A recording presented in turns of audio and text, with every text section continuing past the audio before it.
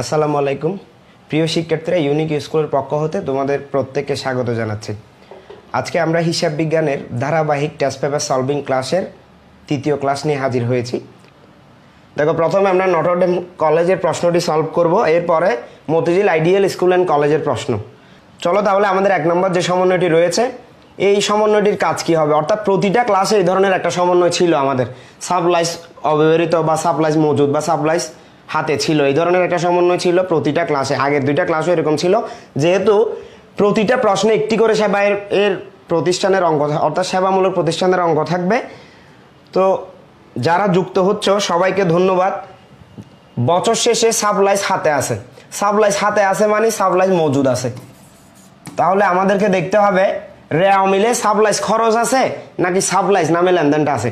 যদি রেওয়া মিলে সাপ্লাইজ নামে থাকে আমরা সম্পত্তির পাশে বসাবো, রেওয়া মিলে সাপ্লাইজ খরচ নামে থাকলে আমরা ব্যয়ের পাশে লেনদেনটা বসাবো, তারপর সমন্বয়ের কাজ করব। যেহেতু আমি আগে অঙ্কটা দেখেছি, আজকের এই অঙ্কটিতে রেওয়া মিলে সাপ্লাইজ নামে দেওয়া আছে, তাহলে আমরা সাপ্লাইজটাকে লিখবো সম্পদের পাশে।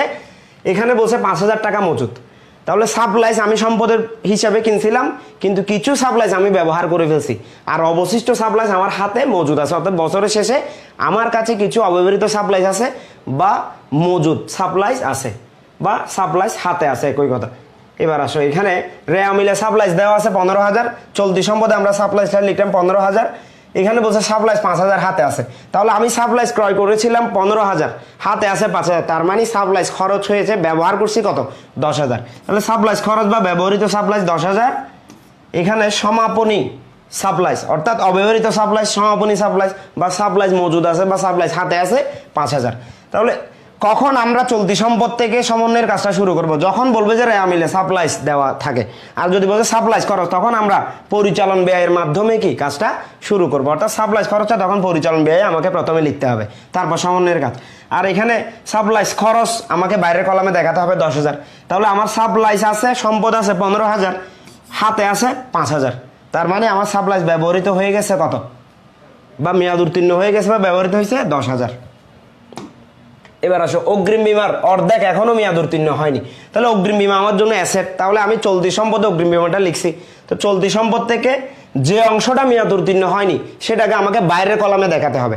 তার মানে অর্ধেক অংশ মেয়াদ উত্তীর্ণ হয়নি মানে বাকি অর্ধেক অংশ মেয়াদ উত্তীর্ণ হয়েছে। তাহলে যে অংশটা মেয়াদ উত্তীর্ণ হয়েছে সেই অংশটা আমাকে পরিচালন ব্যয়ও দেখাতে হবে। এবার আসো, অগ্রিম বীমা। অগ্রিম বীমা হচ্ছে ব্যয়। অনেক সময় শুধু অগ্রিম বীমা নামে থাকতে পারে, অথবা অগ্রিম বীমা খরচ নামেও থাকতে পারে। অগ্রিম বীমা বললেও আমরা সম্পদে লিখবো, অগ্রিম বীমা খরচ বললেও আমরা সম্পদে লিখবো। তাহলে অগ্রিম বীমা খরচ আমরা সম্পদে লিখলাম কত, 20,000 টাকা। এখানে কমাটা একটু এক ঘর আগে চলে আসে, 20,000 টাকা। অগ্রিম বীমার অর্ধেক এখনো মেয়াদ উত্তীর্ণ হয়নি, তার মানে অর্ধেক মেয়াদ উত্তীর্ণ হয়েছে। তাহলে মেয়াদ উত্তীর্ণ যেটা হয়নি সেটা বাইরে কলামে দেখাতে হবে, কারণ সেটা সম্পদ। আর যেটা অগ্রিম বীমার মেয়াদ উত্তীর্ণ অংশ সেটা হচ্ছে ব্যয়। তো সম্পদ কিসে রূপান্তরিত হচ্ছে? ব্যয়ে রূপান্তরিত হচ্ছে। তাহলে এটা আমরা ব্যয় নামে লিখব। যেহেতু সেবামূলক প্রতিষ্ঠানের অঙ্কে আয় বিবরণী করার সময় আমরা শুধু আয় ব্যয় নামে লিখি, শ্রেণীবদ্ধ করে লিখি না, শুধু ব্যয়গুলো লিখে দিই, উপর আয়গুলো লিখি, সেখান থেকে ব্যয়গুলো বাদ দিয়ে লিখি আমরা। তো যার কারণে এখানে আমরা পরিচালনা অপরিচালনা এগুলো লিখবো না, কারণ সেবামূলক প্রতিষ্ঠানে ক্রয় বিক্রয় নাই, এখানে শুধু সেবা বিক্রয় করা হয়। ঠিক আছে, এখানে পণ্য ক্রয় বিক্রয় নাই। তাহলে মেয়াদ উত্তীর্ণ বীমাটা দ্বিতীয় কলামে বসাতে হবে। এই যে এখানে যে অংশটা বাদ দিলাম সে অংশটা এখানে ব্যয় হিসেবে দেখাতে হবে। এবার আসো 3 নম্বর সমন্বয়, অনুপার্জিত সেবায়। অনুপার্জিত সেবায় মানে সেবা না দিয়ে টাকা নিয়ে ফেলা, অর্থাৎ অগ্রিম আয়। এটা অগ্রিম আয়। অনুপার্জিত সেবায় মানে কি, টাকা নিয়ে ফেলছি এখনো সেবা প্রদান করি নাই, তাহলে এটা অগ্রিম আয়। অগ্রিম আয় আমাদের জন্য কি, দায়। তাহলে এটা আমি চলতি দায়ে বসাবো, চলতি দায়ে বসাবো অনুপার্জিত সেবায়। তো অনুপার্জিত সেবায় 30,000 টাকা কি হয়েছে, উপার্জিত হয়েছে। তার মানে হচ্ছে আমি নিশ্চয়ই সেবা না দেওয়ার আগে কিছু টাকা অগ্রিম নিয়ে ফেলছিলাম, কিন্তু বছরের মাঝামাঝি বা শেষ দিকে গিয়ে আমি 30,000 টাকার সমপরিমাণ সেবা প্রদান করে ফেলছি। ধরো আমি টিউশন বা তোমার কাছ থেকে আমি অ্যাকাউন্টিং পড়ানোর জন্য 10,000 টাকা নিয়ে নিছি অগ্রিম 2 বছরের জন্য, ফার্স্ট ইয়ার সেকেন্ড ইয়ার। আমার এখানে ফার্স্ট ইয়ারে 6,000, সেকেন্ড ইয়ারে 4,000 টাকা পেমেন্ট মনে করো। তাহলে আমি 2 বছরের জন্য 10,000 একসাথে নিয়ে নিলাম। তাহলে আমি যখন তোমাকে ফার্স্ট ইয়ার শেষ করে দিব, 6,000 টাকা আমি অর্জন করে ফেলছি। তাহলে তখন আর দায় থাকবে কত, 4,000 টাকা। তাহলে এখানে অনুপার্জিত সেবায় চলতি দায়ে আমি লিখলাম এখানে যে অংশটা অর্জিত হয়েছে, যেহেতু অনুপার্জিত সেবায় কত আছে 40,000 আছে, এই রেয়া মিলে একটু চালাকি করে সেবাইটাও 40,000 দেওয়া হয়েছে। তাহলে সেবাই লিখবো আয়ের পাশে, আর অনুপার্জিত সেবায় রেয়া মিলের গুলো একবার। অনুপার্জিত সেবায় আয়ের টাকা অগ্রিম নেওয়াটাই হচ্ছে অনুপার্জিত সেবায়, অর্থাৎ সেবা দাও নাই, টাকাটা আগে নিয়ে ফেলছো। তাহলে এটাও প্রথম কলামে লিখলাম। এবার বলছে যে অনুপার্জিত যা নিছিল 40,000, সেখান থেকে 30,000 টাকার সেবা দিয়ে দিছো, এটার মানে হচ্ছে অনুপার্জিত সেবায়ের 30,000 টাকার সমপরিমাণ অর্জিত হয়েছে। তাহলে অর্জিত সেবায় এটা দায় কমে যাচ্ছে, তাহলে দায় আছে আর কত 10,000। এখন দায় কমে গেলে দায় কিসে রূপান্তরিত হচ্ছে? আয়ে। তাহলে আগের সেবায় কত আছে? এখানে কিন্তু এই 40,000টা এখানে বসান, এটা হচ্ছে এই সেবাইটা আয়ের পাশে বসাইছে। তাহলে এখন দায় ছিল 40, আগে সেবাই বাবদ আয় ছিল আমার কত 40, তাহলে দায় 40 থেকে কমে কত হয়ে যাচ্ছে এখন 30,000, কমে গেলে 10,000 হয়ে যাচ্ছে দায়। তাহলে এটা আয়ে রূপান্তরিত হচ্ছে, আয়টা এখন যোগ করতে হবে। সেবাইয়ের সাথে অর্জিত সেবায় যোগ করলে 70,000 হচ্ছে মোট সেবায় বা নিজ সেবায়। এইভাবে কাজটা করতে হবে। আর অনেক সময় আরেকটা সমন্বয় এখানে জুড়ে দিতে পারে, অনাদায়ী সেবায় বা প্রাপ্য সেবায়। তখন এই প্রাপ্য সেবাইটাও সেবাইয়ের সাথে যোগ হবে।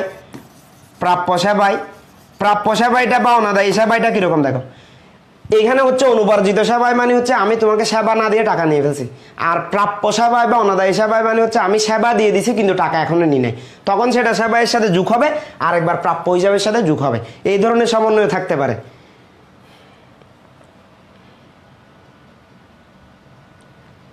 এতটুকু পর্যন্ত সবার ক্লিয়ার কিনা? 3 নম্বর সমন্বয় পর্যন্ত সবার ক্লিয়ার কিনা? এবার আসো সমাপনী মজুদ মূল্যায়ন করে 25,000 টাকা। এটা একদম সহজ, একবার চলতি সম্পদে লিখতে হবে, আর একবার বিক্রিত পণ্যের ব্যয়ে সবার শেষে, অর্থাৎ বিক্রয়যোগ্য পণ্যের ব্যয় থেকে সমাপনী মজুদ বাদ দিলে আমরা বিক্রিত পণ্যের ব্যয় পাবো। তাহলে ওইখানে বাদ দিতে হবে। কাজটা একটু দেখি। একবার চলতি সম্পদে দ্বিতীয় কলামে লিখতে হবে, আর একবার বিক্রিত পণ্যের ব্যয় নির্ণয়ের সময় বিক্রয়যোগ্য পণ্যের ব্যয় থেকে সমাপনী মজুদ পণ্য বাদ দিয়ে দেখাতে হবে। তাহলে বিক্রয়যোগ্য পণ্যের ব্যয় আমরা কেমনে পাই? প্রারম্ভিক মজুদের সাথে নিট ক্রয় যোগ করে আর ক্রয় সংক্রান্ত খরচগুলো যোগ করে, ক্রয় সংক্রান্ত প্রত্যক্ষ খরচগুলো যোগ করে আমরা বিক্রয়যোগ্য পণ্যের ব্যয় পাই। বিক্রয়যোগ্য পণ্যের ব্যয় থেকে সমাপনী মজুদ বাদ দিয়ে বিক্রিত পণ্যের ব্যয়ের নিট ফিগারটা আমরা পাবো। তাহলে এই 25,000 টাকা কিন্তু মাইনাস ফিগার, এটা বাদ যাবে। এটা কিন্তু এমনি প্লাসে বসবে, স্বাভাবিকভাবে বসে যাবে, এটা সবাই জানি আমরা। এবার আসো প্রাপ্য হিসাবে 2,000 টাকা আদায়যোগ্য নয়, প্রাপ্য হিসাবে 5% হারে অনাদায় পাওনা সঞ্চিত ধার্য করতে হবে। আমি প্রথম স্লাইডে যেগুলো দেখা এগুলো হচ্ছে সমন্বয়ের অংশ, পরের স্লাইডে আমি রেয়া মিল সহ নিয়ে আসি। এই যে এগুলো রেয়া মিলের অংশ। রেয়া মিলে কয়টা আছে? এখানে আজকে 2টা আছে, এখানে আজকে সমন্বয় কয়টা? 2টা। আর রেয়া মিলে প্রাপ্য হিসাব আছে, অনাদায়ী পাওনা আছে, এটা পুরাতন। রেয়া মিলে যেগুলো থাকে এগুলোর কাজ হয় যে শুধু কোথায়? পরিচালন ব্যয়। কোথায় কাজ হয় রেয়া মিলের গুলো? পরিচালন ব্যয়, যেগুলো অনাদায় পাওনা। আর প্রাপ্য হিসাব তো চলতি সম্পদে বসে, তোমরা সবাই জানো। তাহলে এটাও কোথায় বসবে? পরিচালন, এটাও পুরাতন। তাহলে রেয়া মিলে থাকলে পুরাতন, সমন্বয় থাকলে নতুন।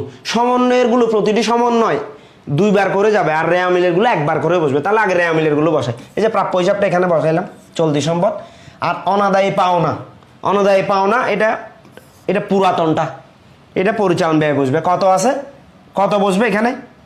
অনাদায় পাওনা এখানে একটা আছে, প্রাপ্য হিসাবে 2,000 টাকা আদায়যোগ্য নয়। আরেকটা বলছে প্রাপ্য হিসাবে, এটাও অনাদায়ী পাওনা 1,500 টাকাটা পুরাতন, এটাও প্রাপ্য হিসাবের উপর আদায়যোগ্য নয়। আবার এখানে যেটা দেওয়া আছে 2,000 টাকা, সেটাও প্রাপ্য হিসাবের উপর আদায়যোগ্য নয়। তবে এখানে একটা নতুন, একটা পুরাতন। রেয়া মিলেরটা পুরাতন, প্রাপ্য হিসাবেরটা কি সমন্বয়েরটা কি নতুন। তাহলে আমাকে বলো তো, এই অনাদায়ী পাওনার ঘরে 1,500 টাকা বসবে নাকি 2,000 টাকা বসবে? একটু কমেন্ট করে জানাও, একটু কমেন্ট করে জানাও যারা দেখতেছো।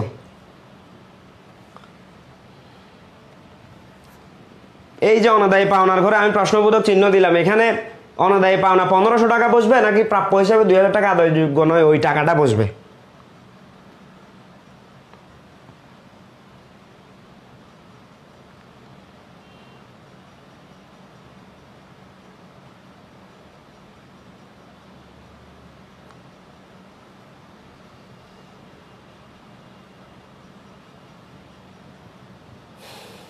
কত টাকা বসবে একটু জানাও।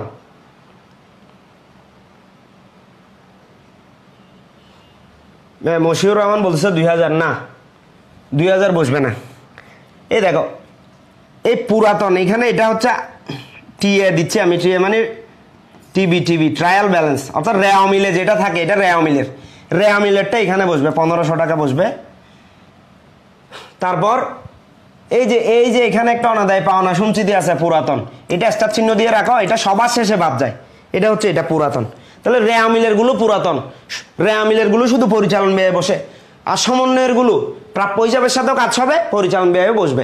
তাহলে সমন্বয়ের গুলোতে আসো, এটা স্টার চিহ্ন দিয়ে রাখলাম। এখন আমরা এটাও বসাই ফেলছি, এই ফিগারটাও বসাই ফেলছি। এইখানে যে বিআইপিটা আছে এটা স্টার চিহ্ন দিয়ে রেখে দিলাম। এখানে দুইটা লেনদেন আছে, প্রাপ্য হিসাবের উপর 2000 টাকা আদায়যোগ্য নয়, এগুলো সমন্বয়, এগুলো দুই বাদ যায়। এই প্রাপ্য হিসাব থেকে বাদ যাবে, নতুন অনাদায় পাওনা। কেন নতুন? এখানে আগে থেকে একটা পুরাতন আছে, এটা নতুন, তাহলে নতুনটা এদিকে বাদ যাবে। তাহলে 42,000 থেকে যদি 2000 টাকা বাদ যায়, আর থাকে কত? 40,000 টাকা। 42,000 থেকে যদি 2000 টাকা বাদ যায়, প্রাপ্য হিসাবের উপর 2000 টাকা আদায়যোগ্য নয়, এটা বাদ দিলে আর থাকে 40,000। এই 2000 টাকা এখানে যদি বাদ দিতে হয়, একবার বসে না এখানে, আমি বলছি সমন্বয় দুইবার করে বসে, এখানে সেটা কি হবে? যোগ হবে। ওইখানে যেগুলো বাদ যাবে সেগুলো এখানে যোগ হবে। তাহলে এখানে 2000 টাকা বসবে, তাহলে 3500 টাকা। এবার আসো, এই দুইটার এটার কাজ দুইবার শেষ। প্রাপ্য হিসাবেরও 5% হারে অনাদায় পাওনা সঞ্চিতি রাখতে হবে, সেটাই হচ্ছে নতুন অনাদায় পাওনা সঞ্চিতি। তাহলে 40,000-এর উপর 5% যদি আমরা ক্যালকুলেশন করি, 40,000-এর 10% সহজে আমরা 4000 টাকা ক্যালকুলেশন করতে পারি ক্যালকুলেটর ছাড়া। কিভাবে? 40,000-এর উপরে 10, নিচে 100, আমরা শূন্য দুইটা কাটা দিলাম। এখানে 4-এর সাথে শূন্য আছে দুইটা, তাহলে 10-এর সাথে একটা শূন্য আছে, একটা শূন্য বাড়াই দিব, তাহলে 400 গুণ 10, 4000। তো এখন 5% মানে 10%-এর কত? অর্ধেক, তো 2000 টাকা হবে। নতুন অনাদায় পাওনা সঞ্চিতিও কত হবে? এটা যেহেতু 5% দেওয়া আছে, 10% যদি 4000 হয়, এখানে কত হবে? 5% হলে 2000 হবে, তাহলে 38,000 টাকা বাইরের কলামে যাবে। এই যে এখানে যে 2000 বাদ দিলাম, এই 2000 টাকা একবার এখানে কাজ শেষ, আরেকবার নতুন অনাদায় পাওনা সঞ্চিতি নামে এখানে কি হবে? যোগ হবে। তাহলে 3,500-এর সাথে 2000 টাকা যোগ করলে 5,500 টাকা। এখন দেখো, এই যে এখানে একটা বিআইপি রেখে দিয়েছিলাম না অনাদায় পাওনা সঞ্চিতি, এটা রে আমিল আছে, রে আমিলে থাকলে এক বাদ যাবে, তাহলে এখানে বাদ যাবে। এটা কত আছে? 3,500 টাকা আছে। তাহলে এখানে বাইরের কলামে কত যাবে? 2000 টাকা।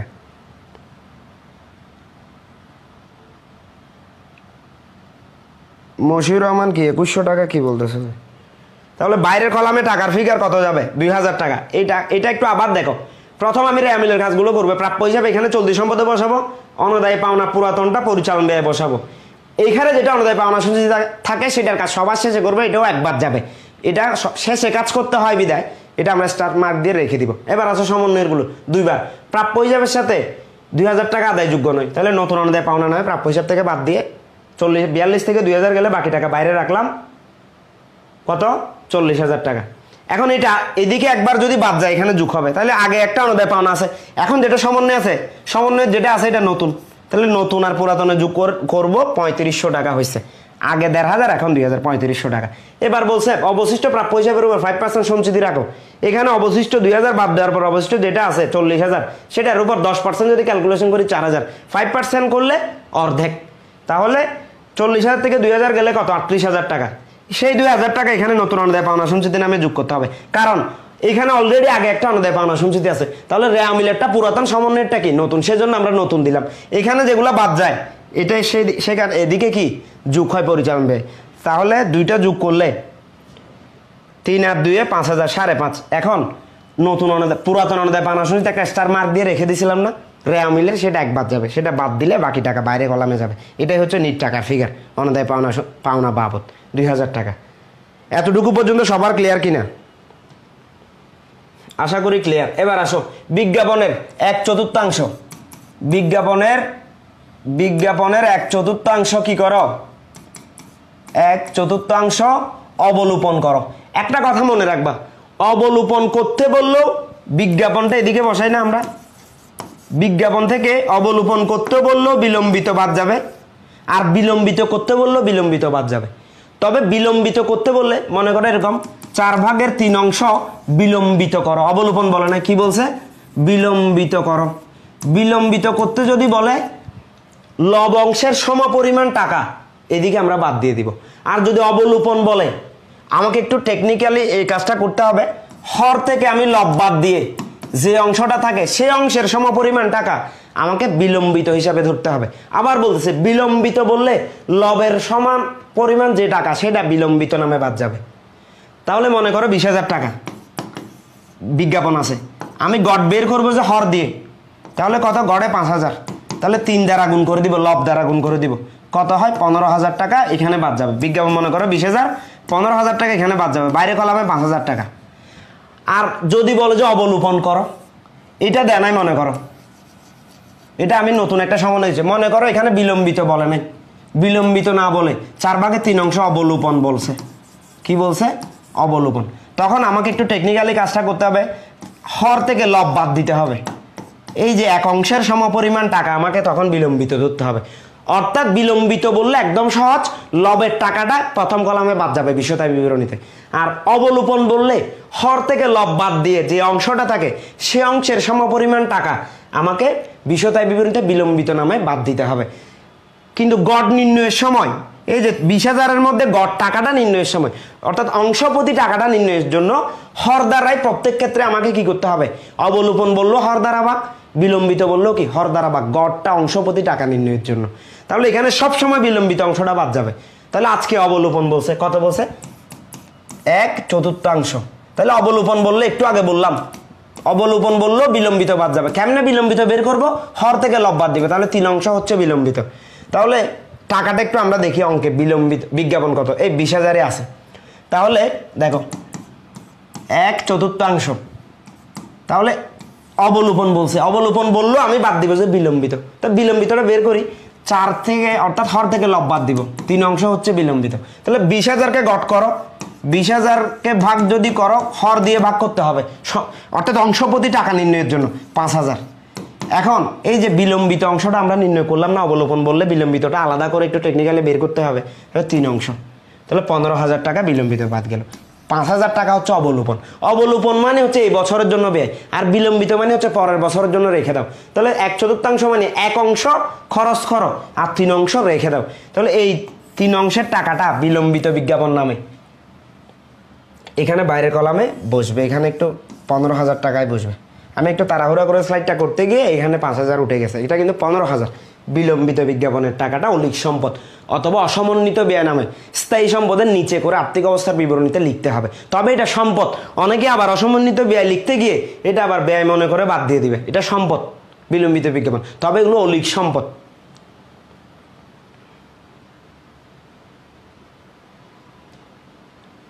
এবার আসো, স্থায়ী সম্পদের উপর 10% অবচয় ধার্য করতে হবে। তাহলে স্থায়ী সম্পদের উপর 10% অবচয়, কল কবজা আছে 1,45,000, কল কবজা 1,45,000, আর আসবাবপত্র আছে কত 50,000। এই দুইটা বসালাম রেয়া মিলের। পুঞ্জীভূত অবচয় হচ্ছে কিসের উপর, কল কবজার উপর 20,000 টাকা। তো আমাকে কল কবজা দেওয়া আছে কত 1,45,000, আর সমন্বয়ে পুঞ্জীভূত অবচয় দেওয়া আছে 20,000। আর নতুন করে অবচয় কত হচ্ছে দেখো, কল কবজার উপর অনেকে চিন্তা করবে স্যার 1,45,000 টাকা তো কল কবজার পরিমাণ দেওয়া আছে, পুঞ্জীভূত অবচয় বাদ 20,000 বাদ দিয়েই কি আমি 10% ক্যালকুলেশন করব? অনেকে এভাবে চিন্তা করবে না। এখানে যখন পুঞ্জীভূত অবচয়টা রেয়া মিলে দেওয়া থাকবে তখন মনে করতে হবে যে এই টাকাটা অলরেডি ক্যালকুলেশন করে ফেলছি আমি, তাহলে আমাকে 10% ক্যালকুলেশন করার সময় 20,000 বাদ দিতে হবে না। তাহলে আমি 1,45,000-এর উপরেই 10% অবচয় ধার্য করে ফেলবো। যদি এই পুঞ্জীভূত অবচয়টা সমন্বয়ে থাকতো তখন আমি 1,45,000 থেকে ওই পুঞ্জীভূত অবচয় কল কবজার 20,000 বাদ দিয়ে যে অবশিষ্ট টাকা থাকে সেটার উপর আমি 10% ক্যালকুলেশন করতাম, কিন্তু রেয়া মিলে মানে এটা অলরেডি ক্যালকুলেশন করে ফেলছি। তাহলে এখানে আমি 1,45,000-এর উপর 10% ক্যালকুলেশন করে দেবো 14,500 টাকা। তাহলে অবচয় বাদ দেওয়ার সময় কিন্তু দুইটাই বাদ দিতে হবে, পুঞ্জীভূত অবচয় বাদ দিতে হবে, এই বছরের নিট অবচয়টাও বাদ দিতে হবে। দুইটাই মিলাই বর্তমান বছরের পুঞ্জীভূত অবচয়, একটা হচ্ছে আগে থেকে চলে আসা আর একটা নতুন বছরের, দুইটা মিলাই পুঞ্জীভূত অবচয়। তাহলে 20,000 যোগ 14,500, 34,500 বাদ দেওয়ার পরে 1,10,500 টাকা থাকে। এই 34,500 অনেকে চিন্তা করবে স্যার সম্পূর্ণ টাকাটাই কি এখানে ব্যয়ে নিয়ে আসবো? না, এটা পরিচালন ব্যয়, পরিচালন ব্যয়, পরিচালন ব্যয় না, এখানে শুধু যেটা সমন্বয়ের অংশ আছে। তাহলে 10% বাবদ কত পাইছিলাম 14,500, কারণ এটা রেয়া মিলে দেওয়া আছে পুঞ্জীভূত অবচয়, রেয়া মিলে থাকলে একবার কাজ, শুধু সম্পদের সাথে কাজ হয়েছে বাদ দিছি। কিন্তু এখানে বসবে শুধু কি ওই সমন্বয়ের 10%। এটা আবার দেখো যদি পুঞ্জীভূত অবচয়টা সহ সমন্বয়ে থাকতো তখন 1,45,000 থেকে আগে 20,000 বাদ দিতাম, তারপর যে টাকাটা থাকে সেটার উপর 10% ক্যালকুলেশন করে সেটা বাদ দিতাম। তখন টাকার ফিগার একটু এলোমেলো, একটু আরেকটু চেঞ্জ আসতো। তখন যেহেতু দুইটা সমন্বয় আছে, তখন এই দুইটা টাকাই কি আমাকে এখানে কলকবজার অবচয় নামে লিখতে হতো। কিন্তু তখন 14,500 আসতো না, তখন টাকার ফিগার আসতো কত, 1,45,000 থেকে আগে 20,000 টাকা বাদ দিয়ে দিতে হবে, তাহলে থাকে যে 1,25,000। সেটার উপর 10% ক্যালকুলেশন করলে 12,500 টাকা আসতো। তখন 14,500 জায়গায় 12,500 আসতো। তখন 20,000 যোগ 12,500 হয়ে এখানে একসাথে আমাদেরকে লিখতে হতো যদি দুইটাই সমন্বয় থাকতো। আশা করছি এই বিষয়টা ক্লিয়ার হয়েছে। এটা আগের ক্লাসও, আগের 1 নম্বর ক্লাসও এরকম একটা সমন্বয় ছিল। এবার আসবাবপত্র 50,000, সেটার উপর 10% অবচয়, সেটা 10% আমরা ক্যালকুলেশন করে দিয়ে 50,000 10% 5,000 টাকা। অনেকে বলবে স্যার এটার উপর পুঞ্জীভূত অবচয় আগে থেকে নাই কেন? এটা নাই আর কি, কারণ ওই আসবাবপত্রটা হয়তো এই বছরই আমি ক্রয় করছি, প্রথমবার অবচয় ধরতেছি, আগে থেকে কোনো অবচয় নেই, সেজন্য এখানে কোনো পুঞ্জীভূত অবচয় নেই। এই বর্তমান বছরের অবচয়টাই পুঞ্জীভূত অবচয়।